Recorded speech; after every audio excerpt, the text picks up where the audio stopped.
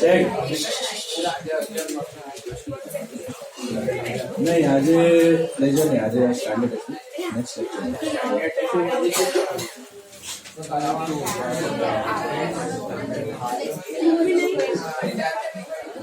See now. हाँ शाम को देता हूँ. Sir, I will take you to college. If I don't take the textbook, will you? Text book नहीं चाहिए. नोटबुक चाहिए मुझे. तो वही तो बोला रखो शाम को लेके आओ. लेके आओ. तो क्या बोला मैंने? शाम को लेके जाओ. शाम को लेके आओ. चलो अकाउंटिंग इक्वेशन चेक कर लो. First one, Rohit Sharma started business with cash. First one, Rohit Sharma started business with cash. मिला?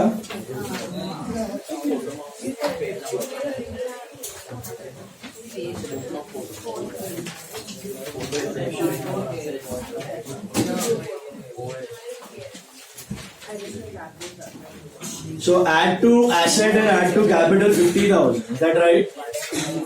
Purchase goods from Dhoni on credit. Add to asset 10,000. Add to liability 10,000.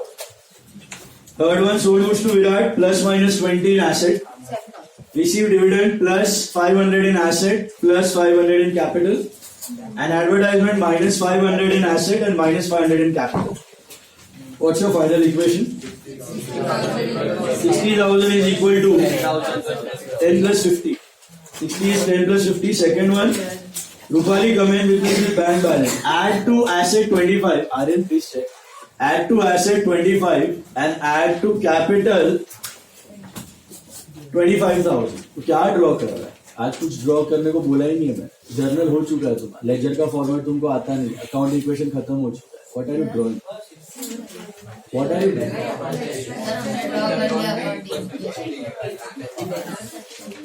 अभी एनएम एक्स्ट्रा का ही अकाउंट इक्वेशन है. बाकी सबका हो गया नहीं है.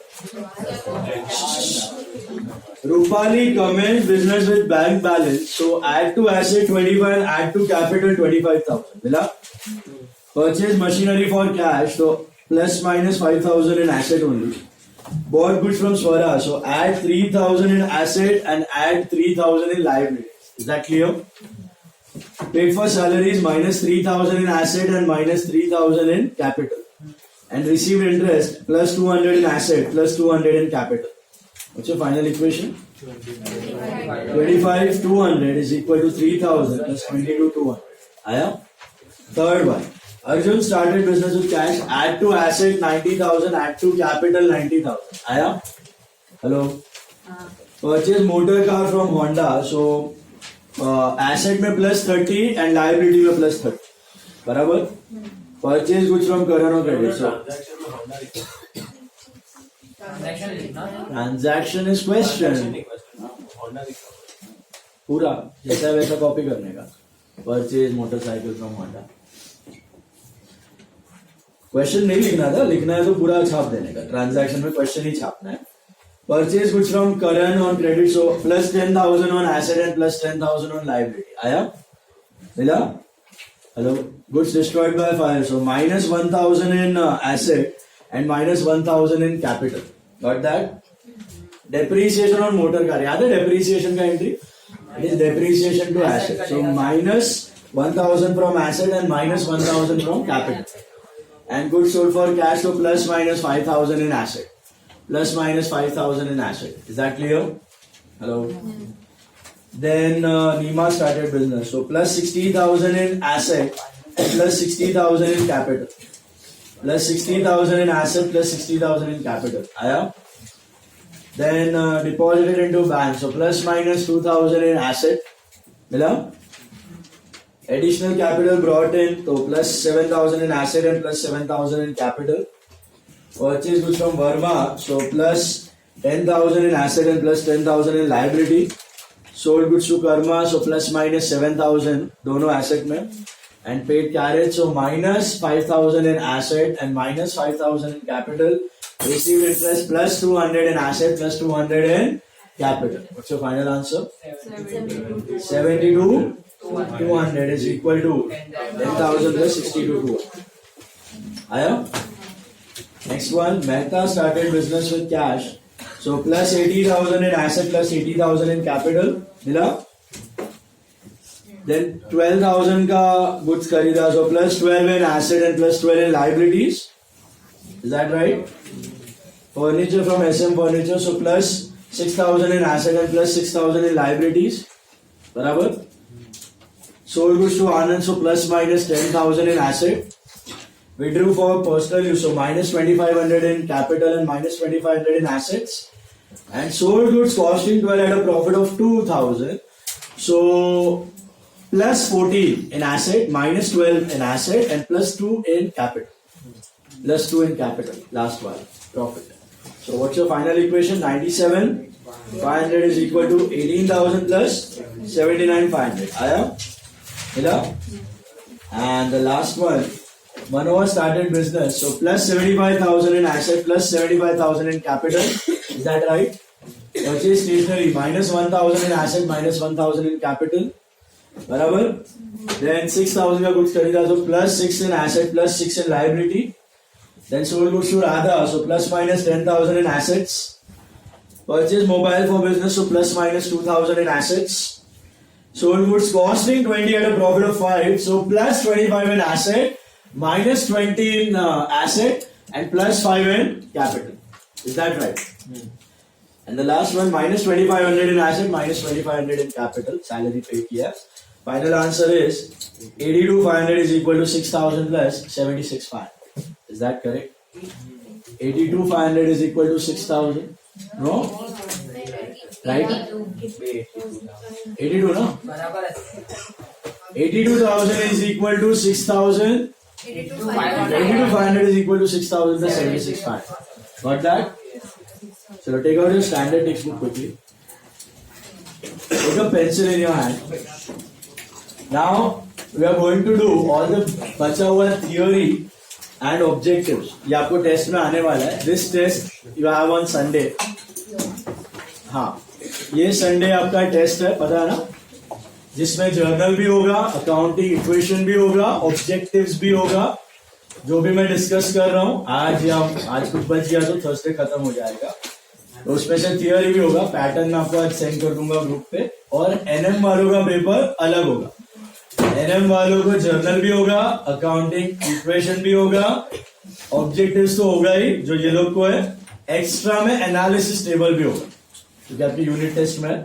So this will be your NM का यूनिट टेस्ट का part also with journal. Okay. And NM का पेपर्स भी अलग. NM का पेपर थोड़ा हार्ड होगा. ठीक है. बाकी सब का सिमिलर होगा. NM का पेपर मजबूत होगा. साथ सब डालता हूँ. NM का अलग होगा, बाकी सबका अलग होगा.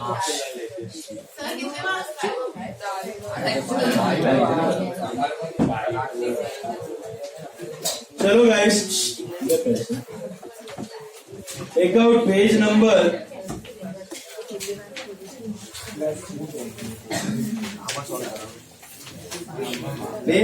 1. ऑब्जेक्टिव्स में आ सकता है ये सब items.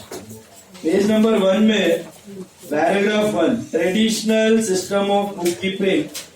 It was called as Desi Nama. First para, third line. Page 1. First para, third line. Desi Nama. मिला? Evaluation of accounting में. Evolution of accounting. Sorry. Evolution of accounting में. First para, third line. Traditional system of bookkeeping. That's called Desi Nama. मिला? मिला? उसके बाद उसी evolution में third para first line 1494 Luca di Borgo Pacioli introduce double entry bookkeeping system. क्या नाम है उसका? He is also known as father of double entry system. क्या नाम है बंदे का? Luca di Borgo Pacioli. Luca di Borgo Pacioli. Then utility importance objectives are not so important. Cut to page 4. Page 4. Difference between bookkeeping and accounting दिख रहा है? First lecture बताया था ना, bookkeeping involves recording, accountancy involves recording, summarising, analysing, all the extra stuff. तो एक बार read कर लेना. आंसर इन ब्रीफ्स नहीं आते आपको, लेकिन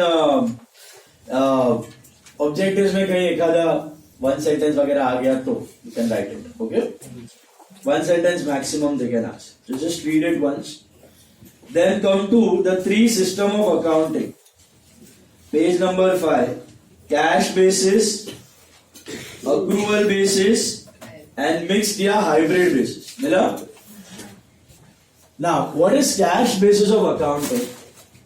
ये मैंने अभी अभी आपको accrual concept के वक्त बताया था, अगर याद होगा. You remember accrual system? Yeah. How do we record our expenses and incomes on cash basis or accrued basis? Accrued मतलब क्या है? मतलब expense का टाइम आ जाए तो expense डेबिट होना चाहिए, इनकम का टाइम आ जाए तो इनकम क्रेडिट. मतलब एक्सपेंस इनकर किया तो डेबिट, इनकम ऑन कर ली तो क्रेडिट. भले ही पे ना किया हो, आउटस्टैंडिंग एक्सपेंस भी आप रिकॉर्ड करते हो. याद है जर्नल एंट्री की थी हमने आउटस्टैंडिंग एक्सपेंस की. What is the journal entry for outstanding expense? Expense to outstanding. Expense बढ़ा तो डेबिट, बट पैसा देना बाकी है तो expense to outstanding expense. Remember? Hello, expense to outstanding expense कर देते हो आप रिकॉर्ड. और इनकम भी ऑन कर लिए तो क्रेडिट हो जानी चाहिए. मतलब से फॉर एग्जांपल रेंट रिसीव्ड होता तो एंट्री होती cash to rent, but rent receivable है, मिलना बाकी है तो भी रिकॉर्ड करना है, छोड़ने का नहीं. एंट्री क्या होगा? Rent receivable to rent. Entry होगी rent receivable to rent. Asset बढ़ा और इनकम बढ़ा, मिलना बाकी है. ठीक है, तो अक्रूवल बेसिस यही बोलता है कि आपको एक्सपेंस और इनकम अर्न और इनकर्ड बेसिस पर रिकॉर्ड कर देना चाहिए. क्योंकि अगर आप नहीं करोगे ना तो आगे कंपैरिजन डिस्टॉर्ट हो जाएगा. क्योंकि आज आपने वो सैलरी वाला एग्जांपल पता है, जेठालाल वाला. पहले साल उसने 80,000 पे किया, सेकेंड ईयर उसने वापस 80 पे किया, थर्ड ईयर 140 पे किया. तो पहले दूसरे साल में उसको लगेगा कि बिजनेस अच्छा कर रहा है, थर्ड ईयर में उसको लगेगा बिजनेस ठप हो गया, खराब कर रहा है. बट ऐसा सिचुएशन था नहीं. तो इसके लिए जितना काम हुआ है उतना एक्सपेंस दिखाओ, जितना अर्न किया उतना इनकम दिखाओ, तो आप बराबर से अपने प्रॉफिट कंपेयर कर पाओगे. That is what is accrual system. That is what is accrual, earn and incurred basis. Cash system में क्या होता है? You record your income expenses on cash basis. Which basis? Cash basis. रोकड़ा आया, income record किया, रोकड़ा गया, expense record किया. Is that a correct method? No. Still in India only companies, registered companies जो रिलायंस, टाटा, विप्रो ये सब होती है ना, only these companies have to make accounts on accrual basis compulsory. बाकी sole proprietor business and partnership business they can follow whatever system they want. They can follow accrual also, they can follow cash system also. कोई दिक्कत वाली बात नहीं. However taxation department जो आपका tax calculate करने आते हैं प्रॉफिट्स पे, they follow which system? You know, accrual. They always follow accrual system. Is this clear? उस बेसिस पे आपका टैक्स कैलकुलेशंस करते हैं. तो बेटर है कि कौन सा सिस्टम अडॉप्ट करना चाहिए? Accrual, incurred and earn basis वाला. तो 3 सिस्टम्स होते हैं. What are the 3 systems of maintaining accounts? एक होता है कैश. कैश सिस्टम में क्या होता है? You record expense and incomes on paid and received basis. Outstanding उसमें रिकॉर्ड नहीं करते. जितना आया रोकड़ा गया, रोकड़ा देखने का.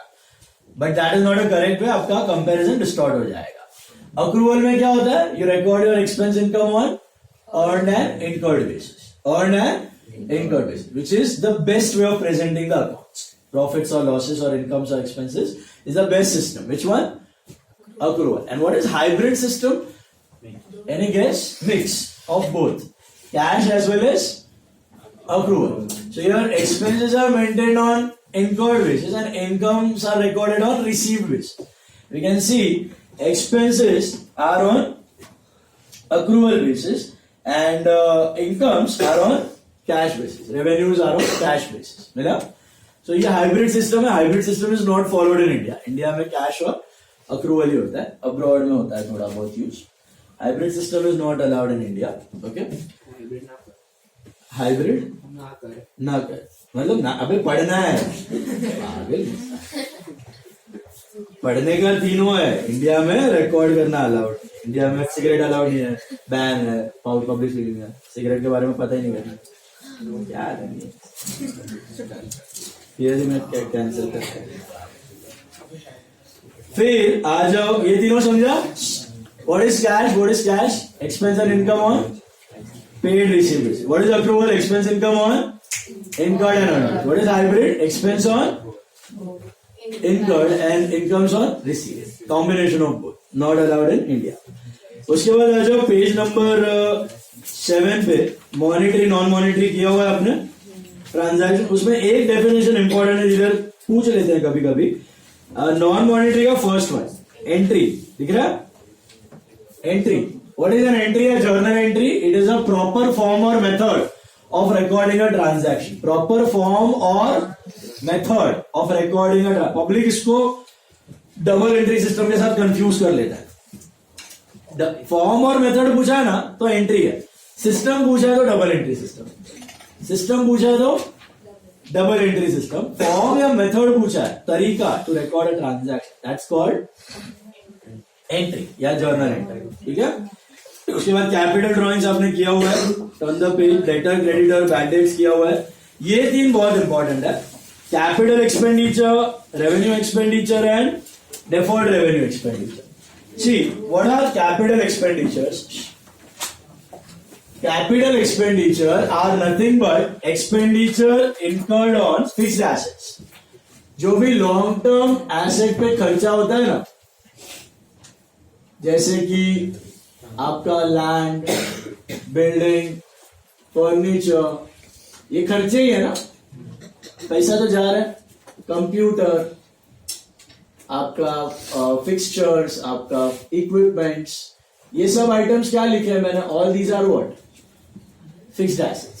They are themselves called as capital expenditure. They are called as capital expenditure. News वगैरह में केपेक्स वर्ड सुना है? केपेक्स, केपेक्स मतलब कैपिटल एक्सपेंडिचर। मतलब कोई बिजनेस अगर केपेक्स कर रहा है मतलब वो एक्सपेंशन मोड में, क्योंकि कैपिटल एक्सपेंडिचर आप नए नए एसेट्स कब खरीदोगे? फिक्स्ड एसेट्स, जब आपको बिजनेस को बढ़ाना है, नया लैंड, नया बिल्डिंग्स, नया मशीनरी, नया प्रीमाइसेस, नया फर्नीचर कब बनाते हो आप? जब एक्सपेंशन करने वाले होते हो। तो capital expenditure means expenditure on fixed assets, it's a long term expense, लंबा टाइम तक रहेगा बिजनेस में। जो फिक्स्ड एसेट है उसी को क्या बोलते हैं? Capital expenditure, long term expense in business. Okay, benefits last for more than a year, इसका बेनिफिट एक साल से ज्यादा रहता है, लंबा चलता है। ओके, दूसरा होता है रेवेन्यू एक्सपेंडिचर। क्या होता है? Revenue expenditure. What is revenue expenditure? Expenses incurred on your daily basis. जो आपके नॉर्मल एक्सपेंस होते हैं ना, जैसे कि rent, purchase, recurring, rent, purchase, salary, interest, इनको क्या बोला जाता है? Revenue expenditure. Recurring expense, which normally we name it as expenses. Traveling expense, commission expense, interest expense, all these are called as what? Revenue expenditure. Capital expenditure, expenditure incurred on fixed assets. Revenue expenditure, expenditure incurred on daily basis, recurring basis. Is this clear? Hello? इसका opposite होता है capital receipts and revenue receipts. क्या होता है? Capital receipts and revenue receipts. Any guess what is revenue receipt?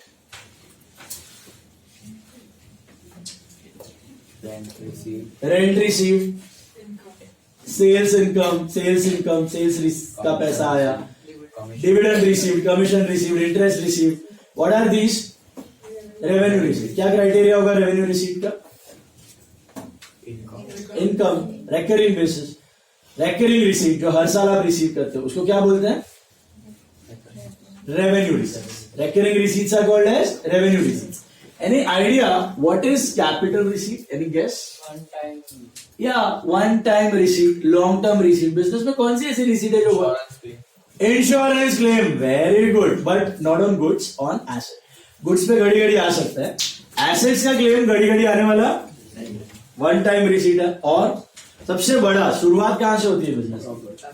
Capital. कौन लाता है? Capital owner. घड़ी घड़ी लाएगा वन टाइम, ओकेजनली, रेयरली लाएगा, और लाएगा तो वापस, रोज रोज हर साल तो नहीं लाएगा। So capital is a type of what? Capital receipt. Loan लेते हो आप, पैसा आता है, loan is a revenue receipt और कैपिटल रिसीट, कैपिटल रिसीट। तो जो पैसे घड़ी घड़ी आते हैं बिजनेस में उनको क्या बोलते हैं, रेवेन्यू। और जो ओकेजनली आते हैं नॉन रिकरिंग रिसीट्स होते हैं उनको क्या बोलते हैं, रिसीट्स मतलब पैसा आया, पेमेंट मतलब पैसा गया। तो रिसीट लॉन्ग टर्म है, नॉन रिकरिंग है, तो it's called as what, capital receipt, and it be mostly shown on the liability side of balance sheet. Capital expenditure on the asset side, capital receipts on the liability side. Revenue expenditure on the expense side, revenue receipt on the income side. Yes. Sir, dividend भी necessary नहीं है आपको every year चलेगा तो assume करना है हर साल आ जाता है, क्योंकि कंपनी एक बार डिविडेंड डिक्लेयर करने का चालू करती है ना, तो हर साल देती है, मतलब कम ज्यादा है। ऐसा बहुत रेयरली होता है, हाँ ऐसी कोई कंपनी जो दे ही नहीं रही है डिविडेंड, वो नहीं देती। जनरली जो देने का चालू करती है वो देना ही पड़ता है उसको, ऐसा नहीं कि 3-4 साल बाद दिया फिर रुक गई, 3-4 साल फिर इंप्रेशन खराब हो जाता है बात, ऐसा अज्यूम करने का रेवेन्यू। रेवेन्यू का मतलब क्या है कि ऐसा 1-2 साल का गैप भी आ जाए तो तकलीफ नहीं है, ऐसा नहीं कि हर साल आना ही चाहिए, बीच में गैप भी आ, but in a general sense वो हर साल आता है। ऐसा in a general sense loan हर साल नहीं आता, 4-5 साल में एक बार, 10 साल, जनरल व्यू लेना है। ओके, सो रेकरिंग नेचर है अगर रिसीट का या एक्सपेंस का, it's called as revenue receipt और revenue expense. And long term nature है तो it is called as capital receipt और कैपिटल एक्सपेंडिचर। क्यों ये बाइफर्केशन जरूरी है, क्योंकि आपको पता चलता है कि जो लॉन्ग टर्म है उसको ऊपर डालना है, किधर डालना है, balance sheet, this is a part of balance sheet.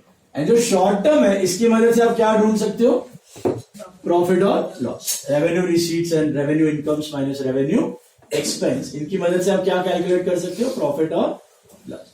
इसको इधर नहीं घुसाने का, इसको इधर नहीं घुसाने का, you understand? I cannot take my asset as expense or I cannot take my income as liability. So can I do that? That be wrong. Fundamental principle violation हो जाएगा, मेरा प्रॉफिट लॉस भी गलत हो जाएगा, बैलेंस शीट बिजनेस वैल्यू भी गलत हो जाएगा, बुक कीपिंग का कोर फंडामेंटल पर्पस ही गलत हो जाएगा। पर्पस क्या है, to show the true and fair view, जो बिजनेस में हो रहा है वो सच्चाई दिखा नहीं। वो कब पॉसिबल है, जब ये बाइफर्केशन करके रखो, long term short term, this is long term, this is short term. Is this clear? Hello. तीसरा एक्सपेंडिचर एक और होता है, एक्सपेंडिचर में दो तो देखा आपने, कैपिटल एक्सपेंडिचर, रेवेन्यू एक्सपेंडिचर, एक और होता है it's called deferred revenue expenditure. क्या बोलते हैं उसको, what is a deferred revenue expenditure? Give an example. Sorry, future payment. Yes, sort of prepaid expense. Prepaid पता है आपको, मैंने 3 साल का सैलरी एडवांस में पे कर दिया, उसको क्या बोलेंगे, prepaid salary. But there is a small difference between a prepaid expense and a deferred revenue expense. क्या फर्क है, समझो इसको। जियो का एड्स आपने देखा होगा,